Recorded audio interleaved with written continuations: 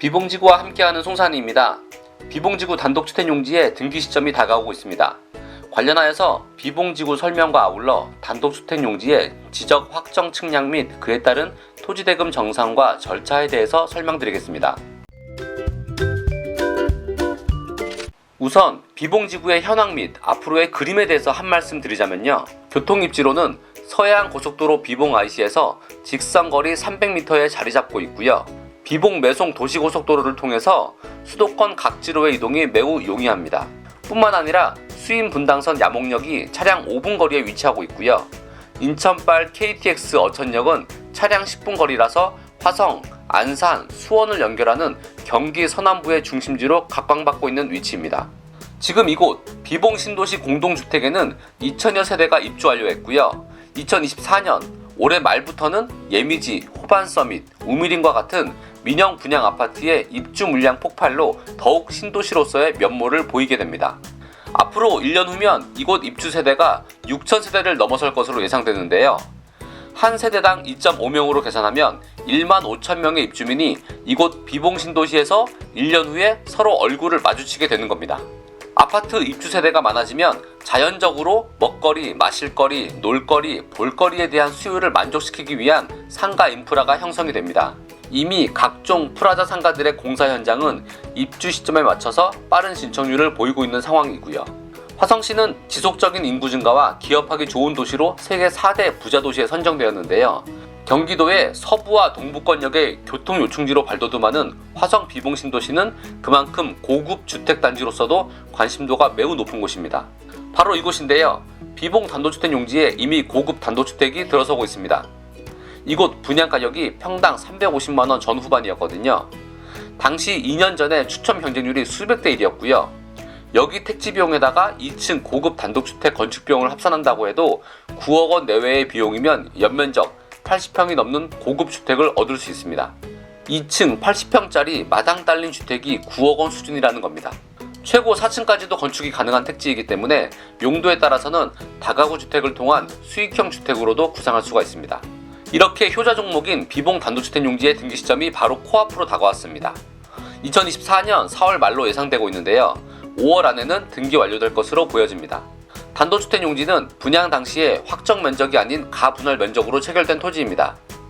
이에 대해서 소유권 이전 등기에 앞서 경계 측량을 통해서 지적 확정 측량이 이루어지게 됩니다.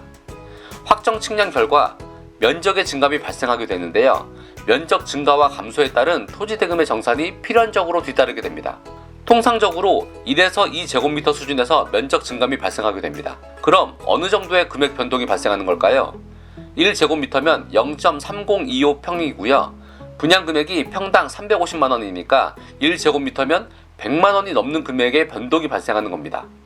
생각보다 꽤 큰 금액이지 않습니까? 당연히 금액 정산이 이루어져야 하는 것이죠. 확정 면적이 가분할 면적보다 클 경우, 즉 토지 면적이 증가된 경우에는 잔금 납부 시에 분양 금액에 가산하여 납부하시면 됩니다. 반대로 확정 면적이 가분할 면적보다 작은 경우인 토지 면적이 감소된 경우에는요, 잔금 납부 시에 해당 금액만큼 차감해서 납부하시면 됩니다. 이미 토지 대금을 완납하신 경우도 있는데요.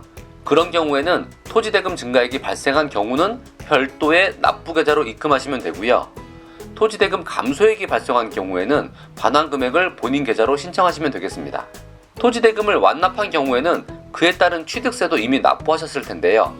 100만 원의 분양 대금이 감소되었다면 취득세도 46,000원 정도 줄어들게 됩니다. 큰 금액은 아니지만 그래도 환급받을 수 있는 금액이니까요. LH와 토지대금 정산 후에 토지대금 납부 확인서를 발급받아서 화성시청에 환급 신청을 하시면 됩니다.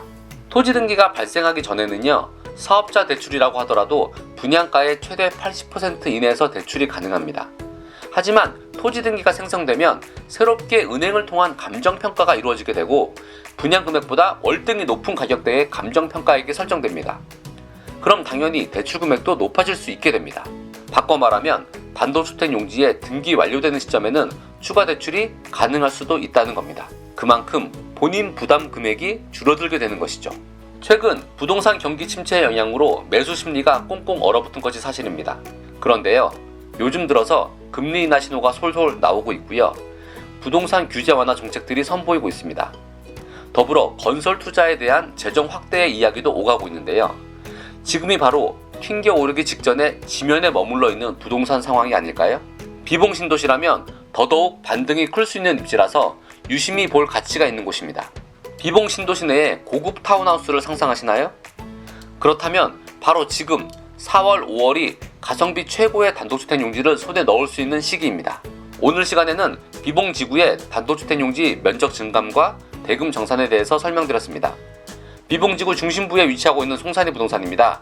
단독주택 용지는 물론이고요. 상업용지, 근생용지와 같은 택지 거래, 그리고 상가 분석 및 투자 상담까지 비봉 지구 지킴이로서 든든한 길잡이 역할을 수행 중입니다. 감사합니다.